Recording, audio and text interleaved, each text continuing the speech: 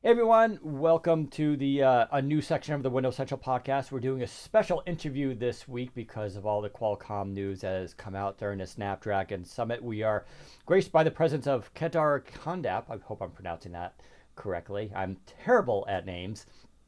But he is the Senior Vice President and General Manager of Compute and Gaming at Qualcomm. So if you listen to this podcast, you know he is a person we want to be talking to with this week's news, which has been very exciting. Qualcomm has been teasing this announcement for quite some time now. First, we heard about the Nuvia acquisition in early 2021. And then, of course, there was the Orion announcement of the processor.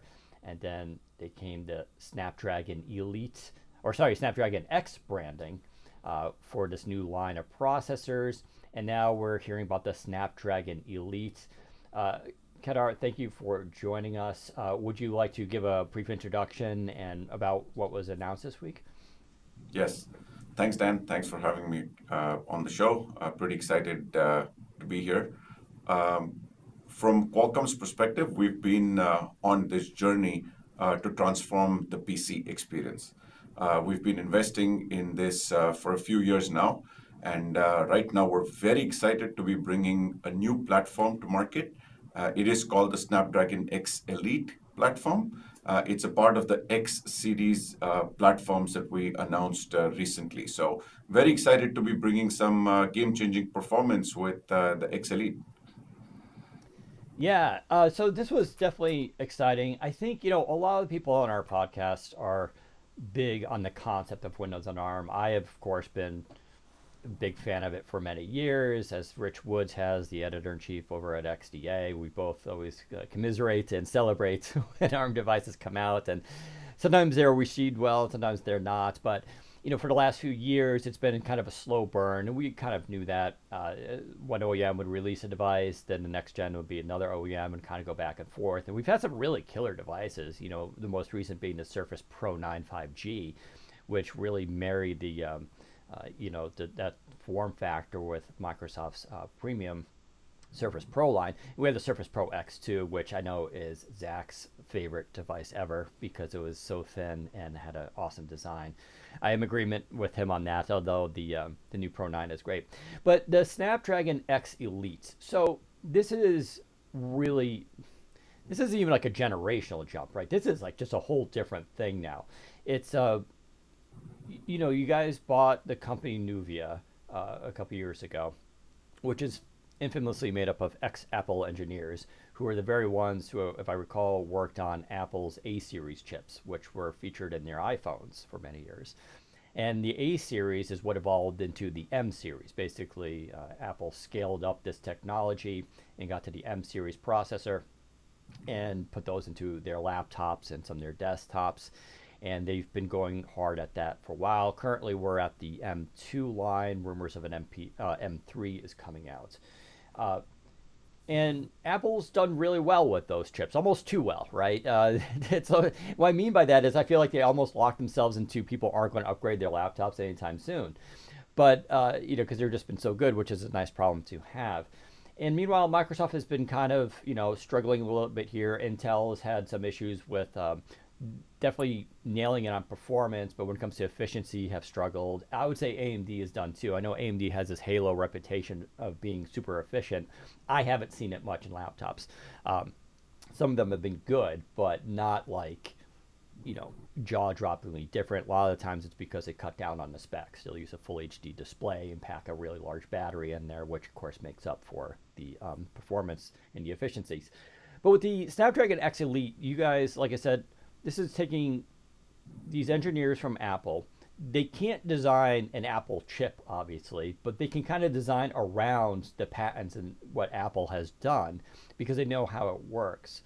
Um, and you guys seized this opportunity, which I think was received really well because there's a couple, you know, it reaffirmed your commitment to this idea of the PC space. And Qualcomm's been saying this for years, ever since you got in. Like, this isn't an experiment for us. This is something we're going hard in. We're going to keep going after it generation after generation. And now this one seems like kind of a really big shift in terms of performance. Can you give us I guess, a walkthrough. I'll start a little bit with the Nuvia acquisition and just kind of how we led up to today, and then we can actually talk about the X Elite processor and what makes it different from the previous Snapdragon 8CX series. Yeah. Then the way you should think about the Snapdragon X Elite is something that's revolutionary, right? This is something that consumers haven't had an opportunity to experience before. It's a combination of a lot of things. To start with, when we say game-changing performance, we mean it in every bit and every bit of fashion. We're talking about peak performances that are significantly better than anything that you've ever seen in the industry. We're talking 50 to 70% better, depending on which competitor you compare this against. But significantly better in terms of peak performance, significantly better in terms of efficiency. We hit peak performance at a third of the power, right? So game changing in terms of how you should think of the CPU cores in itself. These cores are designed in-house, as you alluded to some extent. And so we're talking about 12 cores, very high in performance, very efficient in power. And so we're very excited about what the CPU will bring to market.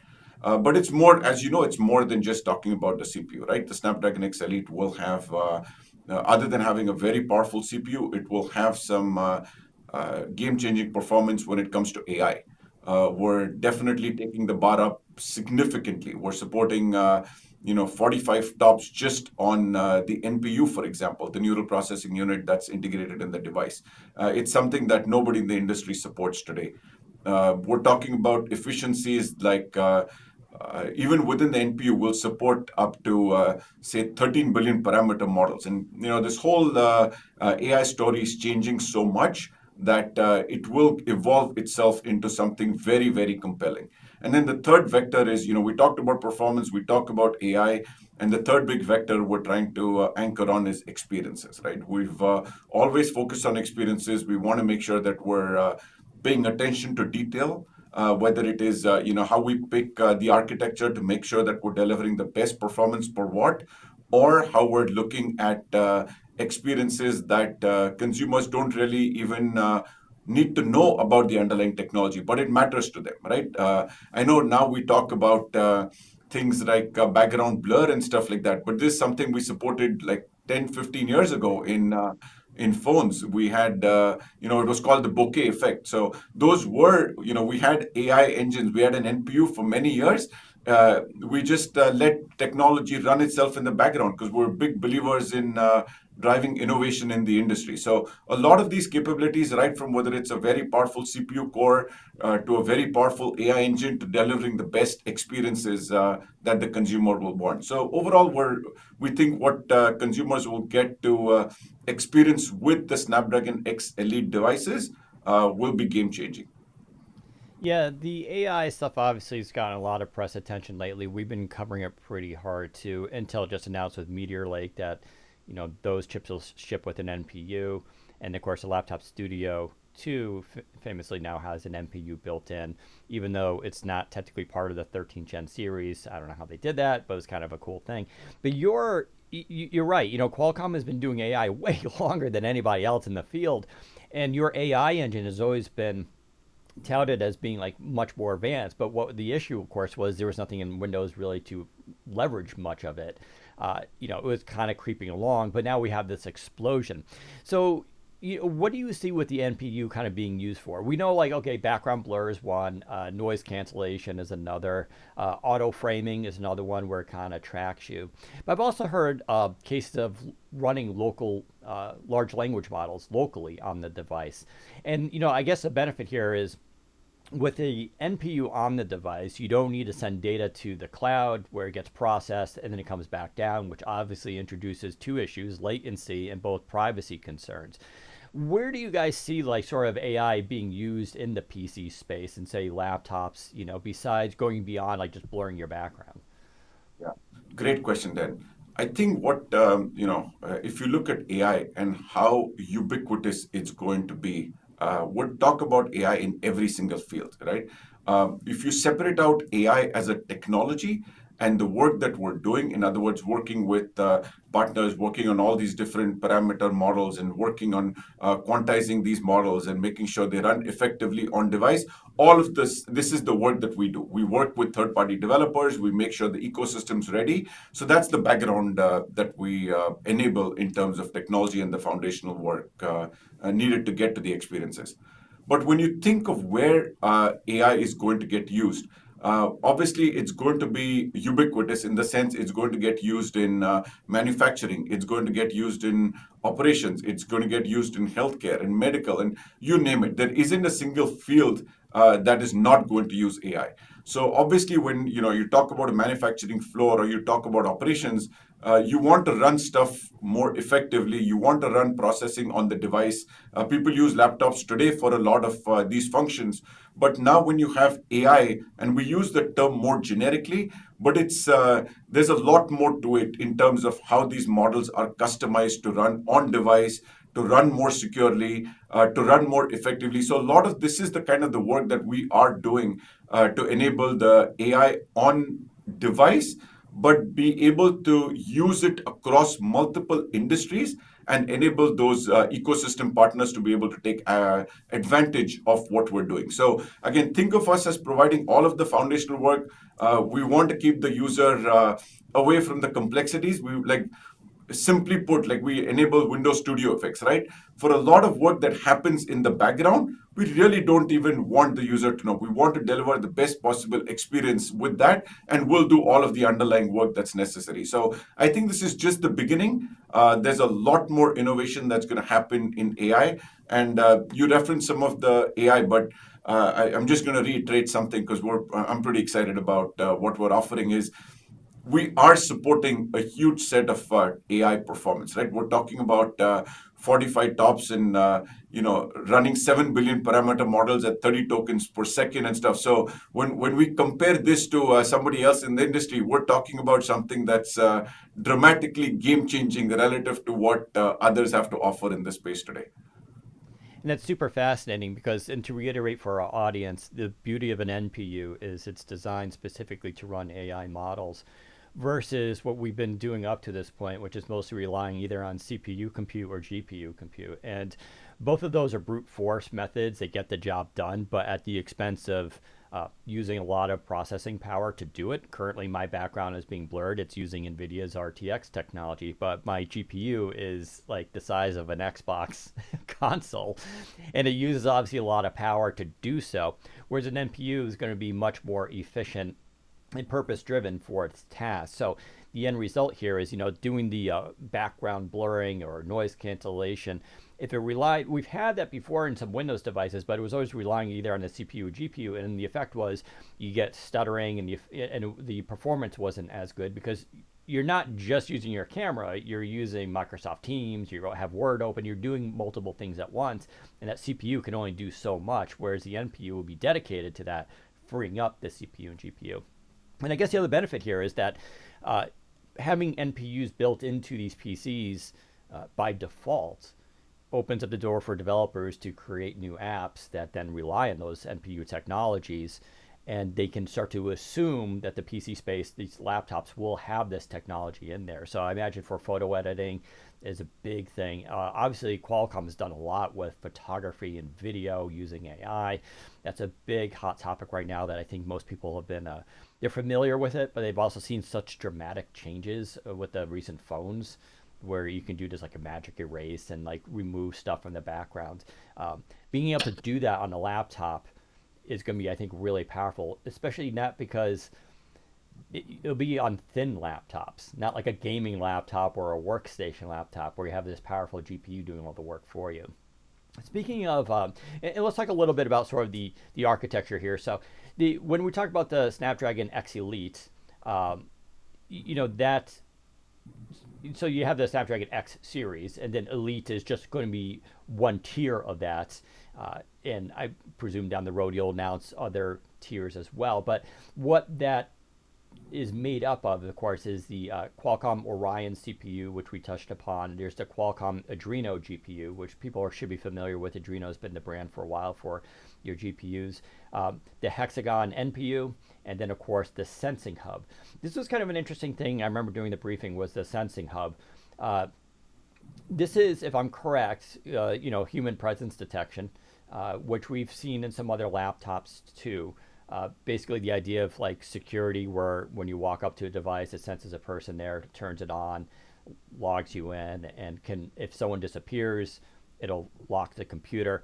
But there was something unique that you guys are doing, which is this is always on all the time. If I'm getting that correct, can you explain a little bit about how that works? Yeah. So you touched on quite a few interesting topics, Dan. So there is Yeah. obviously the platform that we enable. We've done this in mobile for many, many years. And when we say this is the kind of legacy we want to bring from mobile into the PCs, because PCs haven't seen innovation for a long time, right? So one of the things you brought up, rightfully so, is camera. We've had cameras in phones go all the way up to 200 plus megapixels, and they've been used across the board for even casual all the way to professional photography. Same way in PCs, you should expect that we will have a dedicated camera core that will go drive experiences that are differentiated. So we talked a little bit about AI, we talked a little bit about camera, but it's how all of these are going to blend in. So simple things like face unlock, or simple things like running stuff securely through our camera pipeline, through our integrated DSPs, through the entire heterogeneous cores that we offer, also with the Sensing Hub, right? The reason why we're able to do some of these things is because these are tightly integrated with the entire platform, right? Whether it's the camera core, all of these cores talk to each other through a fabric. And that's the intelligence that we bring in, that says, even though some of these subsystems may be on, we intelligently manage power along the way. Just to give you another example, right? Within the audio block, we have a small little NPU, right? That's the kind of stuff we do. So Right. anytime that you've got an audio conversation or background, I know earlier we talked about, dogs in the background barking and how it's going to do in noise canceling. All of that, it's very common phenomena. So it's going to be able to, you know, suppress itself with very low power states running on these blocks. So whether it's the always on camera that's tightly integrated, whether it's these NPUs that we've got integrated, or the entire heterogeneous architecture with CPU, GPU, gaming, audio, video, all of these are dedicated fixed function blocks tightly coupled to drive a low power experience. Yeah, I think that's one reason why Qualcomm has been very successful in the phone space, and from what we're hearing, uh, a lot of OEMs are happy in the PC space with this platform, is because it is a platform. The OEMs buy this, and it's everything kind of done for them basically. The sensing hubs there, the NPUs there, the GPU, everything is already built in. It's tightly integrated. They don't need to source other parts and work on integration. It's been very successful for the phone space, and it looks like for laptops it's going to work well too. Uh, Getting to the GPU, I think this is sort of something that's missed often, which is Qualcomm actually has very powerful GPUs. We see it in their phones, and it's been there in laptops too, but there hasn't been as much opportunity to leverage it. And now this GPU, I believe, is twice as, you guys are quoting around twice as powerful as your competitors' integrated GPU. Is that accurate? And can you talk a little bit about what we should expect for that GPU in terms of performance and opportunities? Yeah. Yes, it's a very, very capable GPU. We have been developing an in-house GPU for many years now. It's a very, very powerful GPU relative to what it offers. You should also expect, Dan, the industry is growing in terms of even casual gaming or casual creators, right? Not everybody has to have a professional gaming type environment. So even there's a lot of casual gaming that is taking off. The industry is huge. You should expect that the Snapdragon Adreno platform in the X Elite will perform extremely efficiently for casual gamers. We'll show you, we're showing a bunch of videos. We're showing our partnerships with all the game developers, which is not, again, new to Qualcomm because we've driven, we have the Snapdragon Elite gaming on the mobile side. So we have the legacy of working with game developers. So we're extending that relationship now into PCs. It will take time, but I think casual gamers as well as casual content creators will be pretty excited. And we're showing as an example, a partnership with DaVinci to talk about their creator applications that they are working with us on, taking advantage of the NPU and what creators can do differently relative to things that they can support. So overall, I think you'll see a lot of excitement building up with casual gaming as well as content creators, which one day I hope to be one, but I don't think I'm suited for that yet today. Yeah, I'm not part of the TikTok generation either. That's just I'm constantly blown away by the talent of young people. I'm completely jealous. I don't know how everybody got so funny and talented with that stuff, but yeah, I'm over here just on Skype. It's fine for me. So there's a lot of amazing technology in this. We're kind of going through it. I should also mention some other specs here because I know a lot of people want this sort of the detail. So let me read some of those off if I could zoom in my screen here. So for the memory, you're supporting LPDDR5X, which that's the top of the line RAM that we're using currently in laptops. That's the L's for low power, and the speed, of course, is going to be how fast it can be. It's got very good up to 8,533 MT per second for transfer rates. For storage, SD 3.0, UFS 4.0, and of course NVMe, PCI Gen 4. So again, Gen 4, technically Gen 5 is out there, but no one really supports Gen 5 right now. And frankly, I'm getting a little tired. Like the generations are getting absurd now with SSDs. It's like literally doubling every generation.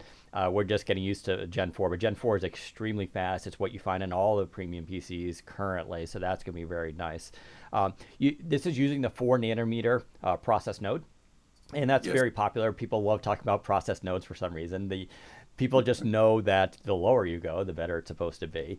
Intel's pushed back a little bit against that as an industry standard, but that's fine. But it's a challenge to do a 4 nanometer design, but it does benefit the user in the sense that it's a smaller chipset overall. It's going to be more efficient, and should pay off there. You have extremely good display support. You can support, I forgot how many displays you can support. Isn't it like three? Was it I three think three, 4K? yeah, three 4K displays. Yes. Yeah, so people shouldn't expect like limits on this in terms of their laptops from what they're used to for docking and connecting up to multiple displays. Of course, you have all the USB ports, USB 4.0, and that's important because while Thunderbolt isn't there, USB 4.0 is, for all intents and purposes, very much an equivalent in terms of performance, which is going to be really nice as well. There's also, of course, Wi-Fi 6, Wi-Fi 6E, and Wi-Fi 7, which is another funny thing that people aren't even aware of Wi-Fi 7. It is a thing that's coming out. Yes, you'll need new routers, but for the data I've seen, Wi-Fi 7 actually is a pretty big jump in performance and the ability to basically manage traffic with smarter lanes and wider lanes for that traffic. So once you upgrade your infrastructure to support it, this will be actually very performant. Of course, 5G will be there. My favorite thing. My favorite part about ARM devices have always been the inclusion of 5G. As someone who has to travel frequently and work from the back of cabs and airports and everything, 5G always on. People always tell me, like, just use your phone. I'm like, yes, you can. But there's nothing beats just opening that lid and you're just online. There is no waiting. There's no connection. You can close the lid. Oh, I forgot something. Open it up again. You're not draining your phone battery. It's a different experience. Not everybody needs it, but for people who do want it, it's a game changer. If you're only using your 5G once in a while, yeah, you can tether. That's fine. But I love having the 5G built in. Of course, yeah, you have the aptX audio built in as well. So the audio has always been a big thing here. Cameras support up to 4K HDR video capture, single camera up to 64 megapixel, dual cameras too with 36 megapixels. So there's a lot going on here.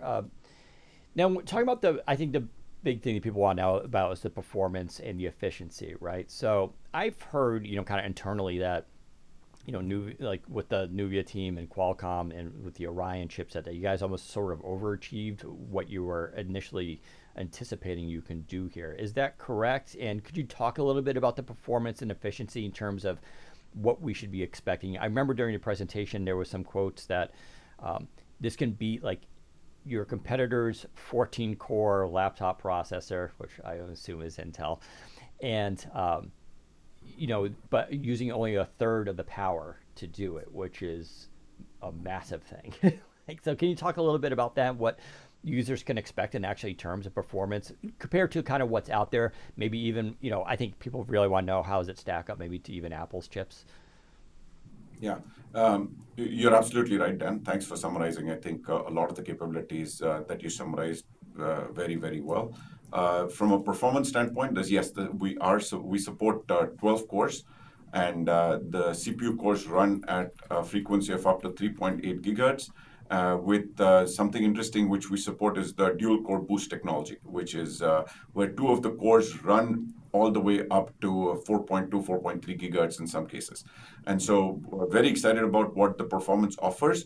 Yes, we're a lot more efficient than what some of our competitors support. Like I mentioned earlier, we do support a lot of the performance at peak power, at peak performance at a third of the power. So very excited about. Obviously, that effectively means longer battery life and giving users exactly what they want. So it's the when you look at Snapdragon X Elite, the excitement is around you get the best performance per watt machine with a really long battery life. You get the best AI capabilities and you get the best user experience. And as you correctly highlighted, having a 5G laptop is just game changing, right? I use one every day. And for folks that travel so much, you just open the lid and it just connects. It doesn't matter, right? At the minute I land, I open my laptop, it synchronizes all of the work I've done, and off you go, right? So yes, it's a capability that I think once you start using, it's very hard to get away from using a 5G laptop. We should also mention for enterprise, it's kind of critical, not just for the convenience of having their employees always connected out in the field, but also for security reasons. The standards for 5G is much higher than Wi-Fi, which is susceptible to intercepts. And I think we've all been on Wi-Fi networks that seem a little sketchy. People want to use VPNs to get around that as a tunnel to protect themselves, whereas using 5G for security reasons for enterprise has always been a big driver for that usage. So the performance sounds amazing. I'm hoping, and I know you won't speak to this because it's too early, but I'm hoping we're going to get the dream device eventually, the Surface Pro 10, which will have iPad-like performance and efficiency, but all the stuff that Microsoft has done with pen and inking and having 5G in there and this thin kind of tablet device. It seems to me that this platform is going to be able to actually deliver on that dream. Now we'll have to wait and see what happens. In terms of OEMs, I don't know. Can you speak to what you're expecting? I believe we heard devices will be available around mid 2024, which is something I've been calling for a while now. I just want to say that was always my estimate was when we would see this. But can you talk about hardware, what you're expecting from your partners, and what users can expect, basically? Then we're obviously huge excitement from everybody across in the industry on Snapdragon X Elite. It's a very tight collaboration with Microsoft that we're working with. We're working with many of the OEM partners, almost all the OEM partners you can imagine. So very excited about how they're endorsing the platform and the kind of partnership we have with them. It goes beyond just the OS partners as well as OEMs, where the channel partners are excited. When you look at a channel where consumers try to go buy PCs, they just can't wait to get these PCs on shelf. So a lot of excitement from channel partners, a lot of excitement from enterprises. I mean, I've personally talked to so many of the Fortune 500 and Fortune 1000 CIOs. A huge amount of excitement. I mean, these guys can't wait to bring in these laptops as a part of their fleet. It has all the modern management of IT that it supports. It has obviously will enable 5G. It makes their life a lot easy. So battery life and just how we're enabling these devices. So overall, like I said, the industry excitement is huge, and I think everybody should be super excited about getting their hands on one of these PCs. Awesome. And I guess as we wrap this up, I just want to quickly ask what happens with the Snapdragon 8CX series? Or is that going to be continued to be used, but for the different tiers, the pricing tiers of devices? Or is that going to be faded out eventually? And we're just going to start to rely on the Orion CPUs? Yeah. We obviously, for us, this was game changing enough. We wanted to make sure that we're setting an industry standard that hasn't ever been set before. That's why we did a lot of research ourselves to figure out how we should introduce these devices to market. We wanted to make sure we're setting the bar with respect to performance and AI and what exactly this is going to do. So that's why we went with the Snapdragon X Elite. And hence we even, and before we announced the X Elite, we announced the X platform, which will have sort of an umbrella term for a lot of devices to come. But I wish I could tell you a lot more about what else is in what we've got in our back pocket. But all I can say is the excitement is huge internally for us, and we can't wait to bring devices out to market. Sounds great. I know we're looking forward to it, and Zach is too, as well as all us ARM folks. And hopefully, I know Microsoft has been a big part of this. We're hearing rumors of a refresh for Windows next year, which may be even more optimized for ARM. Of course, AI is going to be a really big part of that as well.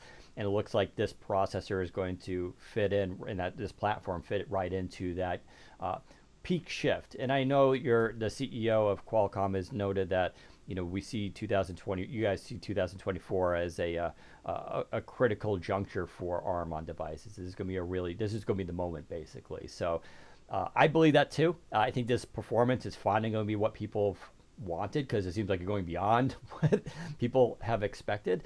So it should be very exciting. We'll be, of course, following the story very closely over the next few months as we hear more. Is there anything else you want to wrap up with? Yeah, Dan, just all I can say is we're very excited.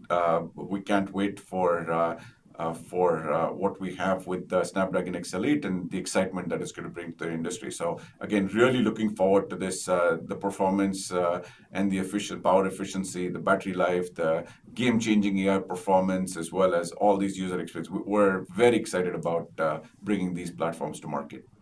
Awesome. Sounds good. Well, thank you for joining us again. Very excited about this announcement, and I know our audience as well too, and we appreciate your time. So thank you very much. Thank you. Thank you for having me, Dan.